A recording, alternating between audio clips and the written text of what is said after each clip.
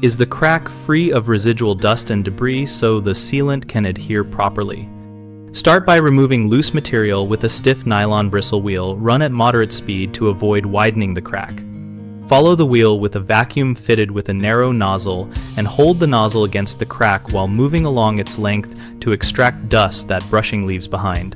After vacuuming, use a clean, lint-free rag dampened with isopropyl alcohol to wipe both faces and the bottom of the crack and bring out any fine particulate or oils. Allow the alcohol to flash off completely before applying primer or sealant.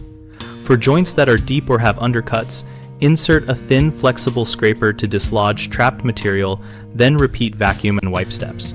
If you are working on porous substrates like concrete or masonry, use a pressure wash or compressed air followed by the vacuum and the alcohol wipe to reach particles embedded in pores. Always perform a simple tape pull test across the crack after cleaning by pressing a strip of high-tack masking tape into the crack, lifting it off, and inspecting the tape for visible dust. Repeat cleaning if the tape shows residue. Common mistakes start with assuming brushing alone is enough, which leaves microscopic dust that prevents bonding, so always follow brushing with vacuuming and solvent wiping. A second mistake is applying sealant before the solvent has fully evaporated, which traps moisture and weakens adhesion, so wait until the surface is dry to touch and no solvent odor remains.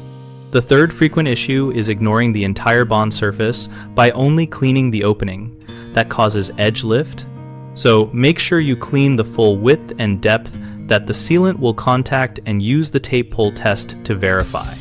We run bighomeprojects.com to connect homeowners and contractors around projects like crack, repair, and inspection. We host a discussion community where we and others share methods, ask questions, and find local professionals looking for work.